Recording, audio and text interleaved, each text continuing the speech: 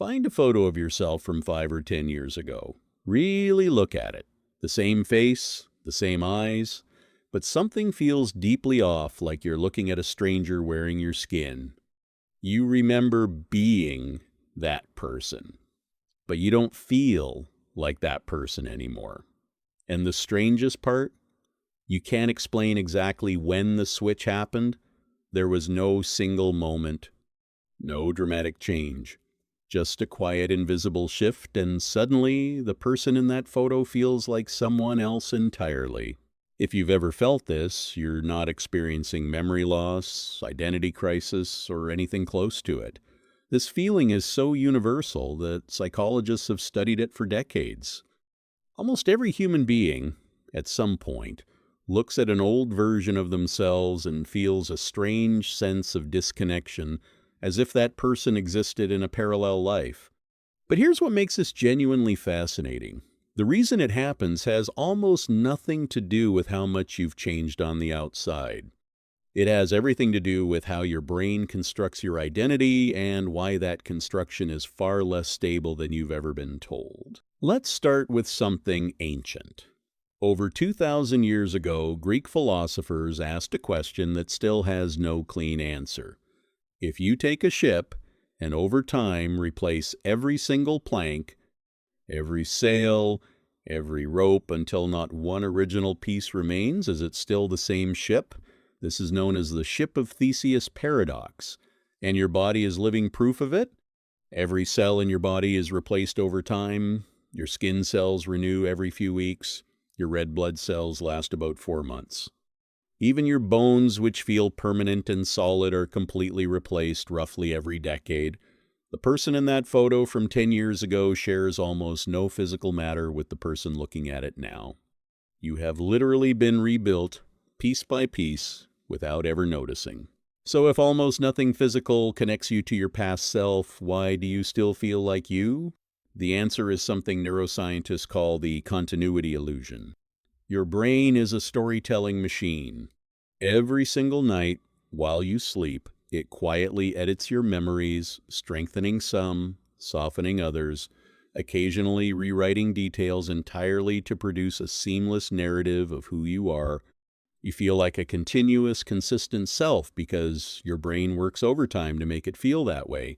But this narrative has gaps, contradictions, and edits you'll never be aware of.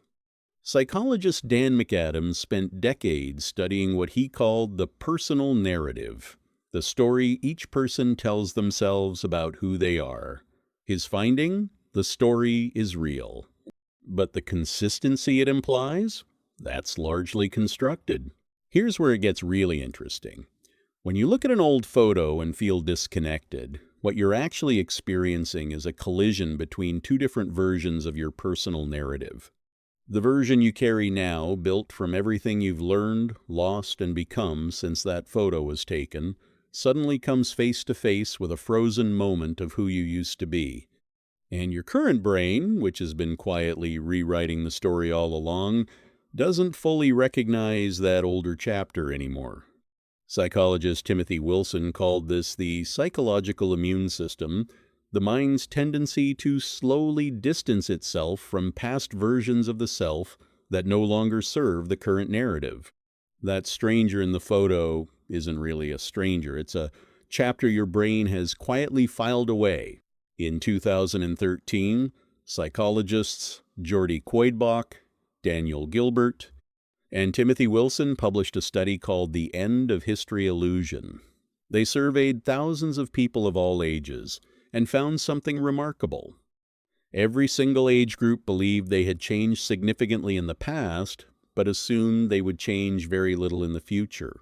An 18-year-old thought their personality was now basically fixed. A 50-year-old thought the same. People consistently underestimate how much they will continue to change.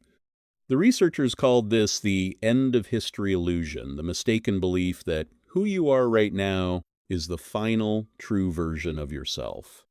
The person looking at that old photo thinking I've changed so much is the same person who believes they are now finally complete. So what do you actually do with this? First, stop calling that person in the photo a stranger. They're not a stranger, they're an earlier draft of you. Every writer knows that a first draft isn't wrong, it's just unfinished. That version of you made decisions with the information they had, they felt things fully, they were completely real. Second, understand that the discomfort you feel looking at old photos is actually a sign of growth, not loss. You can only feel the distance between who you were and who you are if you've actually moved. And third, know this. The version of you looking at the photo right now, 10 years from now, they'll be the stranger in someone else's old photo, and that future you will have moved just as far. The person in that photo loved things you've forgotten, feared things you've overcome, and dreamed things you've either achieved or wisely abandoned. They were you completely and entirely. And so is the person looking at the photo now. And so will be whoever you become next. You're not a fixed point. You're a story still being written.